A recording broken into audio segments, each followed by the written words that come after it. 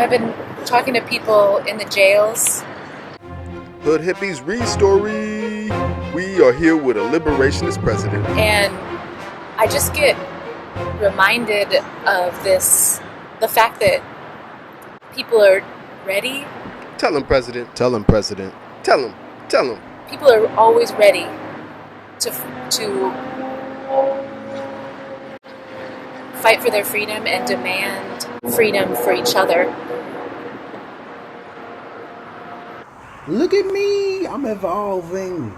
I'm gonna evolve. Watch. I'm evolving. Look at me evolving. Yeah, flying through time and space. Yeah.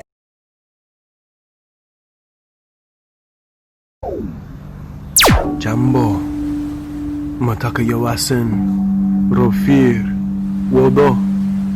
If you are hearing this, Freedom Day come. Freedom Day come, it's here now. It's here. Here in Wuchin. One of the essential sites of the ascension of the descendants of the ancient future's arrival. Freedom Day come is here now. I've been talking to people in the jail, Santa Rita jail, and what I hear is this readiness.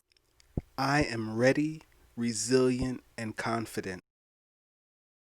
I've been talking to people in the jails, Santa Rita jail, and right away there's just this readiness, total lack of hesitation.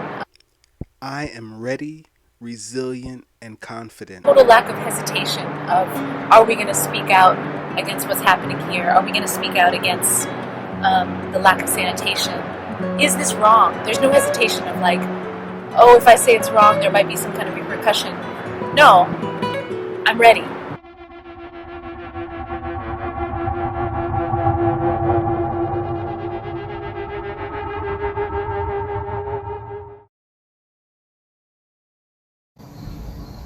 So when we win, and we make it to the world that is better suited for our kind, we are attuned enough that we can hear more than just the wind in the trees. We can hear the water and the soil. We can hear what's moving in the aquifers. We can see beyond what our physical eyes can see. We can see in the dark. We can see in the light. We can see all the infrared spectrums. We can see in some other dimensions that we're not even totally clear on what they are yet.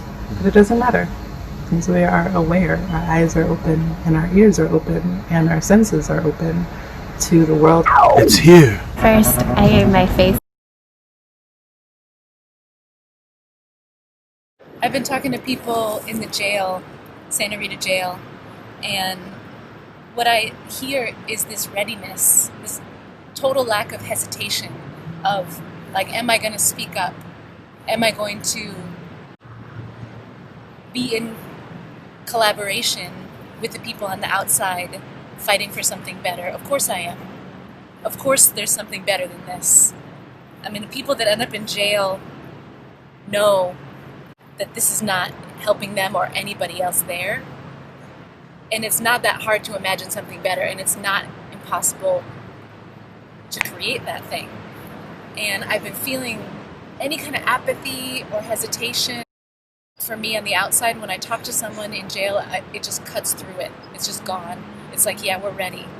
This is what we're doing. We're going to do something better.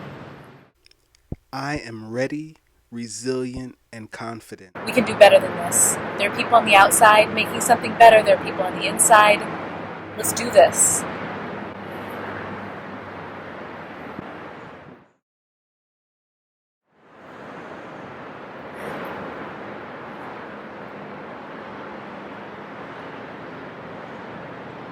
Any kind of the doubts and the apathy that come in on the outside.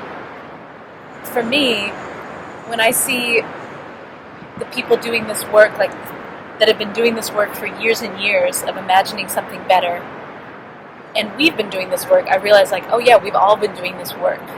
And now we're taking the next step because that opportunity exists, that necessity exists. And there's just no hesitation. There's no doubt about, can we do better? Will we do everything we can to do better? What I hear is this readiness. There's no doubt about that. There's no hesitation. That's what we're going to do. That's what we're doing. That's what we've been doing. But right now, there's a way where there are obstacles removed because of just how the clarity that comes from a moment where everything that was already really stark is even more stark. People in the jails and people in the prisons are on the front lines in a way that they know that some of them are going to not make it, that they're facing mass death. And that, what comes from that is, okay, whatever time I have, I'm going to speak my truth. I'm going to say what is obvious. And I don't care if there's repercussions. It's just something like so essentially human that humans do. And it's a beautiful thing to witness because we're all doing it right now from our own vantage points. We're all saying, no, I'm not going to compromise. I'm not going to say that I can't do it, so why try? That I can't do it, why try? What I hear is this readiness. Okay, you could stay in that for 5 minutes, and then the 5 minute passes, and you're doing it. I've been talking to people in the jails, and it really just immediately cuts through any apathy I feel.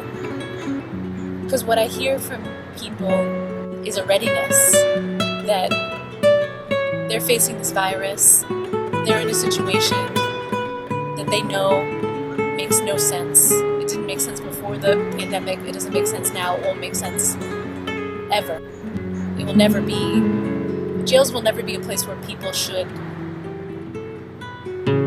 be. Jails will never be a place that should exist, that will heal people, that will help people in any way. And the people that end up in jail know that. I mean, not all of them can maybe imagine something different, but I've been talking to people that, of course, they can imagine something different. It's not that hard to imagine something better than that. I am ready, resilient, and confident. And that's what making change looks like inside our prisons, inside our communities, inside our hearts. It means like, I'm ready, you're ready. When I'm not ready, you're ready. So therefore, we're ready. What I hear is this readiness.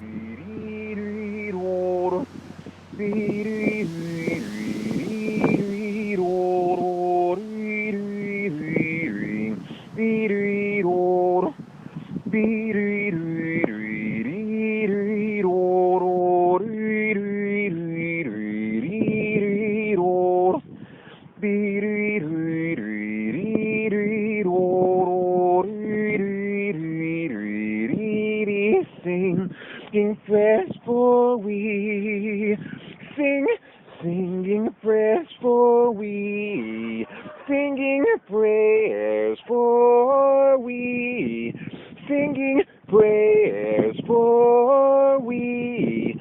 Ancestors, guide our gaze to the realms where we source ourselves,